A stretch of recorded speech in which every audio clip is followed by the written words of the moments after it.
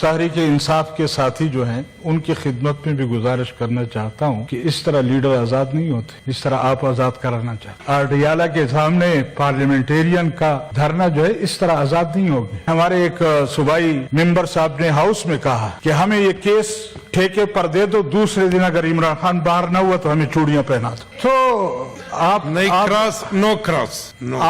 ذمہ دار نہیں ہیں، اس لیے اس طرح کی یہاں آ کر بات کرتے ہیں۔ نہیں لیکن میں ایک گزارش کروں کہ ان کے تلوے ابھی گرم زمین پر نہیں لگے۔ جس وقت ان کے گرم زمین پر تلوے لگیں گے پھر میں ان سے پوچھوں گا کہ کیا حال ہے۔ ہمیں پتا ہے پورا، آپ ذرا تھوڑا حوصلہ رکھیں، لہذا آپ میں تو اتنا حوصلہ نہیں ہے کہ کسی ہاؤس میں اپنا لیڈر آ کر بٹھاتے، دوسری پارٹیوں کے لیڈر بٹھا کر ہمیں کہتے ہیں کہ ہم نے تو 30 بار خان کر لیا ہے۔ گزارش یہ ہے کہ ہم اس ملک کی سیاست میں جس طرح چل رہے ہیں اس طرح یہ ملک نہیں چلے گا۔ ہم جن کی خدمت کرنا چاہتے ہیں اس طرح خدمت نہیں ہوتی۔ ہم نے اس ملک کی وفاداری کا حلف اٹھایا ہے اور ہمارا کارکن، ہماری جماعت، ہمارے ساتھی اس ملک کے ایک ایک انچ پر اپنا خون بہانے کو تیار۔ ان کی تاریخ بھی ہمیں معلوم کہ ان لوگوں نے ملک کی خدمت کتنی کی ہے اور اپنی خدمت کتنی کی، لہذا اس طرف نہ جائیں۔ ہم اس ملک کو بھی جانتے ہیں، اس کے جغرافیے کو بھی جانتے ہیں، یہاں کے لوگوں کو بھی جانتے ہیں اور ان لوگوں کو بھی جانتے ہیں کہ رات کی تاریکی میں کہاں کہاں باتیں ہوتی ہیں اور کس طرح ان لوگوں کو اقتدار میں لایا جاتا ہے۔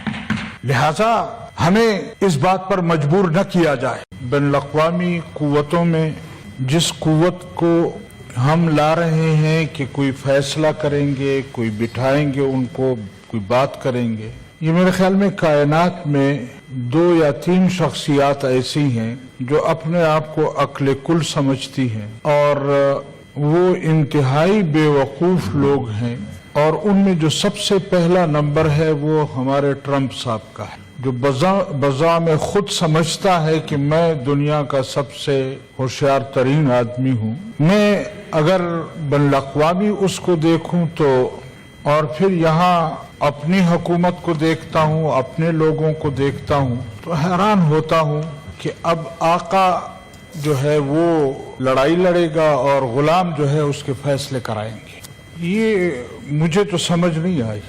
یہ مجھے بھی آپ کی کہ بات 2 ہاتھی آپس میں لڑیں گے اور درمیان میں چوہے جو ہے وہ کہیں گے ہم آپ کا فیصلہ کراتے ہیں۔ یہ مناسب نہیں ہے کہ ہم اس طرح کی گفتگو کریں کہ ہم تو بہت بڑا میدان مار کے آئے ہیں اور یہ کر دیا ہے اور وہ کر دیا ہے، اور پھر عجیب تر بات یہ ہے ہمارے وزیر اعظم صاحب کہتے ہیں کہ دونوں فریق 5-5 ارب روپے ضمانت کے طور پر ہمارے پاس رکھیں، پھر اس کے بعد بات کریں گے۔ تو آپ پر 5 روپے کا کوئی اعتماد کرنے کو تیار نہیں ہے، تم 5 ارب روپے، پھر یہ کون اعتماد کرے گا کہ کس طرح اس کو چلائیں گے؟ ابھی تک ہمیں گراؤنڈ کا پتہ ہی نہیں ہے، ہم ویسے آنکھیں بند کر کے بین الاقوامی حالات پر تبصرے کرنا شروع کر دیتے ہیں۔ میرے خیال میں یہ مناسب نہیں ہے۔ آپ کو چاہیے تھا کہ ہاؤس کو بلاتے، ہاؤس کو بٹھاتے اور پھر اس کے بعد ہاؤس کا سینس لیتے کہ کیا واقعی ہم اس قابل ہیں کہ ہم ان ہاتھیوں کے درمیان کوئی صلح صفائی کرا سکیں۔ یہ جو آپ بات بھی کر رہے ہیں تو آپ سائنس میں حصہ لے رہے ہو، اتنی جمہوری میں ماحول عرض میں آپ کروں کی نا، بات میں عرض سن کروں، رہے ہیں۔ یہ تو